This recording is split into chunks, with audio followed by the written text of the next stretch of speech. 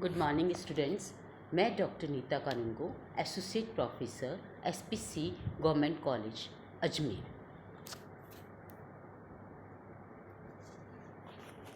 जैसे कि अपन ने पिछले टर्न पर नॉमेनक्लेचर को स्टार्ट किया था, कोऑर्डिनेशन कंपाउंड का नॉमेनक्लेचर किस तरह से किया जाता है, आज उसी को आगे लेते हुए उसमें अपन ने सबसे पहले देखे थे कि कोऑर्डिनेशन कंपाउंड में नॉमेनक्लेचर करते वक्त 6 रूल जो अपन ने मेन देखे थे। वो पहला ये था कि मेटल में कैटायन का नाम पहले, फिर एनायन का नाम लिखा जाता है। कैटायन और एनायन के नाम के बीच में गैप लिखा जाता है। फिर जब लिगेंड का नॉमेनक्लेचर किया जाता है तो उसमें हम हर लिगेंड के नाम को अल्फ़ाबेटिकली अरेंज कर लेते हैं और फिर अल्फ़ाबेटिकली लिखा जाता है। और उसके बाद लिगेंड्स के नॉमेनक्लेचर को अल्फ़ाबेटिकली लेके लिखा जाता है। फिर हम लेते हैं DL स्वमेव लेते हैं। फिर लिगेंड की नॉमेनक्लेचर में हमने देखा था कि एनायनिक लिगेंड यानी नेगेटिव लिगेंड जो होते हैं, रिनाइनिक लिगेंड जो होते हैं, उनके ई के बाद में ओ लगाया जाता है। जो कैटायनिक लिगेंड होते हैं उनमें IUM ऐड किया जाता है। और न्यूट्रल लिगेंड और हाइड्रोकार्बन लिगेंडों के नाम वैसे के वैसे रखे जाते हैं। इसी को आगे लेते हुए कार्बनिक लिगेंडों का एक से अधिक ऑक्सीजन परमाणु युक्त ऑक्सो एनायन में सल्फर, सेलेनियम आदि के विटमिनों के नाम कोष्टक में लिखे जाते हैं। जैसे यहाँ पर देखिए CuAC होल ट्वाइस है। यहाँ पे ACAC क्या है, जैसे अपन ने पिछली बार टेबल में देखा था, ये है एसिटाइल एसीटोनेट। तो ये हो जाएगा एसिटाइल एसीटोनेटो, क्योंकि रिनाइनिंग लिगेंड है। और इसको ब्रैकेट में लेते हुए bis acetyl acetonato copper second. इसी प्रकार जैसे नेक्स्ट एग्जाम्पल ले रहे हैं COEN whole thrice 2 SO4 whole thrice.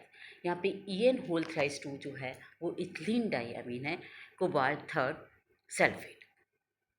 उसके बाद नाम है KPTTM Cl3 C2H4 पोटेशियम, यानी कैटायन का नाम पहले ले लिया। फिर एनायनिक का नाम लेने के वक्त हम लिगेंड देखेंगे।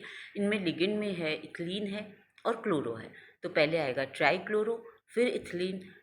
चूँकि एनायनिक है तो एनायनिक के नेम में के पीछे प्लेटिनेट 8 ऐड होता है। जब मेटल आयन है उसमें 8 ऐड होगा। नेक्स्ट है Na3AgS2O3। यहाँ पर हम जो रूल ले रहे हैं कि जो लिगेंड है उसको ब्रैकेट में लेना है। जो इस तरह का ऑर्गेनिक लिगेंड है या न्यूट्रल लिगेंड है जिसको हमें डिफ्रेंशिएट करना है, तो उसको हम ब्रैकेट में लेंगे।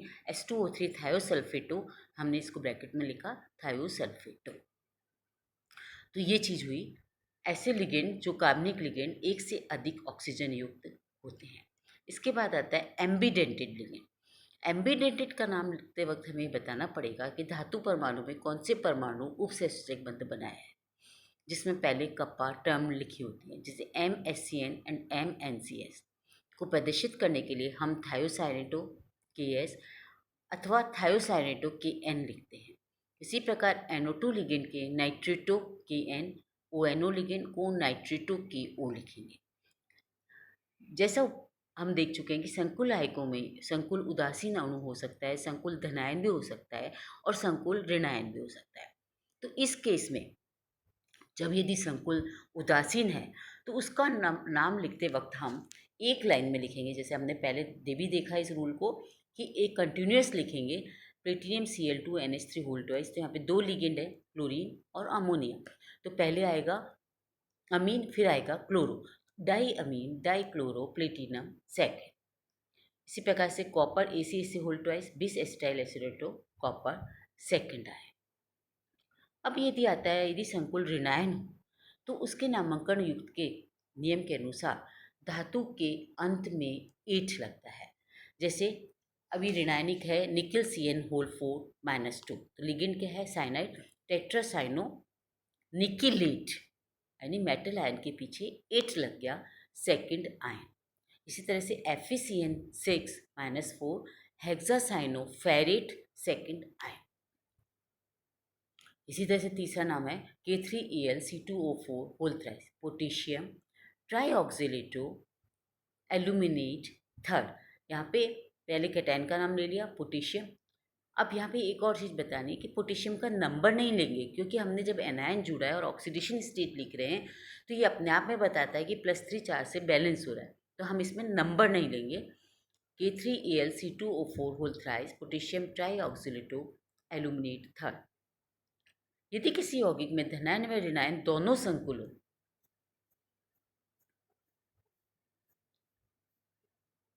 उस केस में नाम कैसे लिखा जाता है? तो पहले हम धनायन का नाम लिखेंगे और फिर ऋणायन का नाम लिखेंगे। आप देखिए, जैसे एग्जाम्पल लिया है मैंने, कॉपर NH3 होल 4 CuCl4। तो पहले कैटायन का नाम टेट्रा अमीन कॉपर सेकेंड, और फिर एनायन का नाम टेट्रा क्लोरो, क्योंकि एनायन है, क्यूप्रेट सेकेंड। इसी तरह से chromium NH3 whole 6 COC2H4 whole thrice का नाम अपन लिखेंगे तो हो जाएगा हेक्सा अमीन क्रोमियम थर्ड और ट्राई ऑक्सिल 2 कोबाल्ट थर्ड। फिर हम नेक्स्ट ले रहे हैं platinum NH3 whole 4 palladium Cl4 tetra ammine platinum second tetra chloropalladate second. तो इस तरह से इनका नाम नॉमेनक्लेचर किया जाता है। अब आता है कि संकुल आयनों के साथ जुड़े हुए धनायनों व ऋणायनों की संख्या साथ में नहीं लिखी जाती। मैंने अभी भी बताया था आपको, जैसे K4Fe6 इसका नाम क्या होना चाहिए? टेट्रा पोटेशियम हेक्सासाइनोफेरेट सेकेंड, पर ऐसे नहीं होता है। क्यों? क्योंकि K4 जो है हमें ऑक्सीडेशन स्टेट से पता चल जाता है जब हम इसको बैलेंस करते हैं। तो इसलिए यहाँ पर कैटायन का नंबर या एनायन का नंबर जब बैलेंस कर रहा है उसको नहीं लिखा जाता, और इसका नाम क्या होगा? Potassium cyano hexacyanoferrate second. इसी प्रकार CONH3O6Cl3 तो hexa ammine cobalt third chloride, ना कि ट्राइक्लोराइड, क्लोराइड। इसके बाद आता है नॉमेनक्लेचर ऑफ बाइसेंटर्ड और ट्राइसेंटर्ड, यानी नॉमेनक्लेचर ऑफ डाइन्यूक्लियर और पॉलीन्यूक्लियर कॉम्प्लेक्सेस, द्विकेंद्रीय अथवा बहुकेंद्रीय संकुलों का नामांकन। द्विकेंद्रीय अथवा बहुकेंद्रीय संकुल दो प्रकार के हो सकते हैं। एक तो ब्रिज्ड होते हैं, जिसमें दो धातु के मध्य लिगेंड सेतु के रूप में बंधा होता है। ये सममित भी हो सकते हैं और असममित भी हो सकते हैं, यानी ब्रिज के दोनों तरफ सेम चीज़ हो और ब्रिज के दोनों तरफ डिफरेंट हो। यदि सममित सेतु बंध युक्त यौगिकों का नामकरण होता है, तो यदि यौगिक संकुल सममित है अर्थात ब्रिजिंग लिगेंड OH है यहाँ पर, जैसे इसमें एग्जाम्पल में, तो हम ब्रिजिंग लिगेंड के जो भी होता है उसके आगे न्यू लगा देते हैं और न्यू लगा के डैश करके उस लिगेंड का नाम लिखते हैं। वो इंडिकेट करता है कि ये ब्रिजिंग में है। इसका नॉमेनक्लेचर अपन करके देखते हैं एग्जाम्पल में। यहाँ पे NH3 whole 5 chromium, bridging ligand है OH, chromium NH3 whole 5 Cl, तो ये हो जाएगा न्यू हाइड्रोक्सो, और दोनों तरफ सेम यूनिट है तो हम इसको बिस लिख देंगे, बिस पेंटामीन क्रोमियम थर्ड क्लोराइड। अभी पेंटाक्लोराइड नहीं लिखेंगे क्योंकि क्लोराइड बैलेंस कर रहा है, तो केवल क्लोराइड। अब एक से अधिक सेतु जुड़े हुए हैं, उस केस में पहले हम, और असममित अणु है, दोनों तरफ अलग अलग यूनिट लगी है, यदि सेम लगी है तब तो डाई क्लोरो न्यू क्लोरो, यानी ब्रिजिंग लिगेंड को भी हमने डाई कर दिया, डाई न्यू क्लोरो बिस क्लोराइडो ट्राइफेनिल फॉस्फिन प्लेटिनियम सेकेंड। और यदि ये जैसे FeCO3 COCO जुड़े हुए हैं तो उस केस में ट्राई न्यू कार्बोनिल बिस ट्राई कार्बोनिल आयरन 0 हो जाएगा। जब ब्रिजिंग लिगेंड डाई ट्राई आदि पूर्वलग्न होने की स्थिति में उनकी संख्या दर्शाने के लिए लिखा जाता है। अब यदि दोनों तरफ अलग अलग यूनिट है तो उस केस में हम पहले ब्रिजिंग लिगेंड को लिखेंगे, फिर एक यूनिट को लिखेंगे और फिर दूसरी यूनिट को लिखेंगे। बिस न्यू डाइफेनिल फॉस्फिडो बिस ट्राई नाइट्रोसिल आयरन थर्ड। अब आता है कि पॉलीमर्स का नाम कैसे लिखा जाता है। जैसे पॉलीमर्स में क्या होता है कि एक यूनिट सेम यूनिट रिपीट होती है, बार बार होती है। अब उसको कैसे अपन नॉमेनक्लेचर में लिखें, तो उसको लिखने के लिए हम वर्ड लगाएंगे कैटिना न्यू। कैटिना वर्ड इंडिकेट करता है कि ये पॉलीमर है और ये यूनिट बार बार रिपीट हो रही है, तो कैटिना पॉली लिख देंगे। उसके बाद न्यू डाइक्लोरो पैलिडियम सेकेंड, तो जो रिपीट यूनिट हो रही है वो हो गया new dichloro palladium second. New indicate कर रहा है कि डाइक्लोरो ब्रिजिंग लिगेंड है, और हम आगे लगा रहे कैटिना पोली, ये बता रहा है कि ये पॉलीमर का नाम है। इसी प्रकार अनसिमेट्रिकल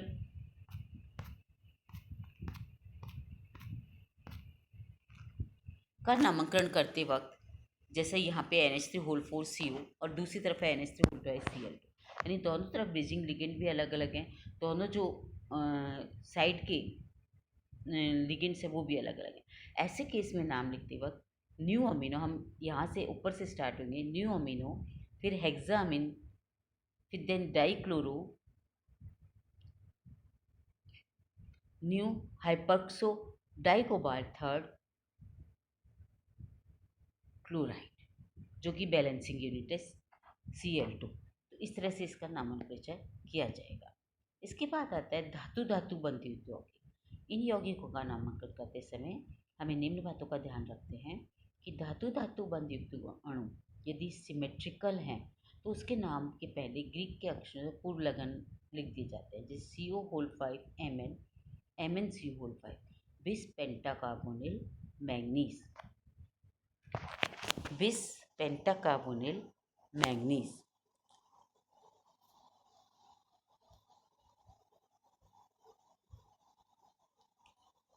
पर यदि धातु धातु बंध युक्त अणु असममित होने की स्थिति में एक लिगेंड युक्त केंद्रीय धातु परमाणु को लिगेंड की भांति मानते हैं और दूसरे केंद्रीय धातु परमाणु के साथ जुड़ा होता है, उसको हम धातु परमाणु की चेन मानते हैं। जैसे अपन IUPAC में नॉर्मल की चेन नहीं करते ऑर्गेनिक केमिस्ट्री में, कि हमने एक तो मेन चीज़ को माना और एक को ब्रांच माना, उसी तरह से यहाँ पर करते हैं। और यहाँ पर पीरियोडिक टेबल के अनुसार, जो पीरियोडिक टेबल में 17 एक वर्ग के नीचे से ऊपर जाने पर जिस क्रम में आती है प्रायिकता क्रम बढ़ता जाता है। इसका प्रायिकता क्रम दिया हुआ है, ये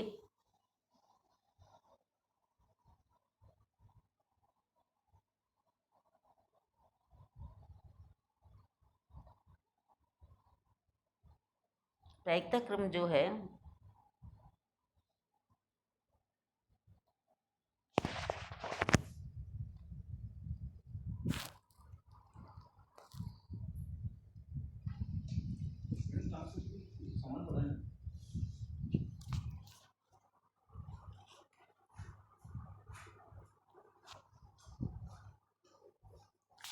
प्रायिकता जो है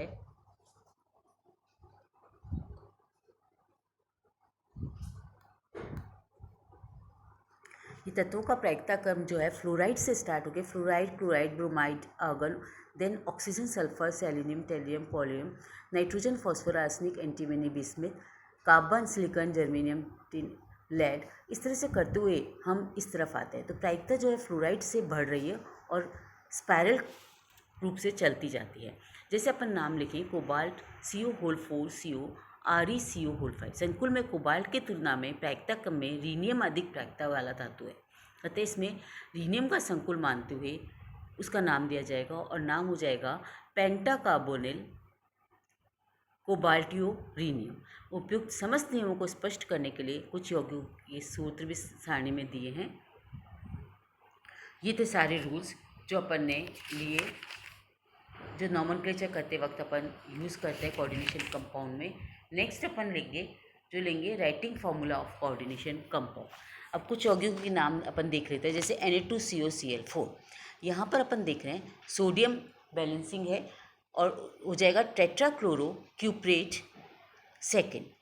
उसके बाद K4FeCN6 को अपन ऑलरेडी पहले ही डिस्कस कर चुके हैं।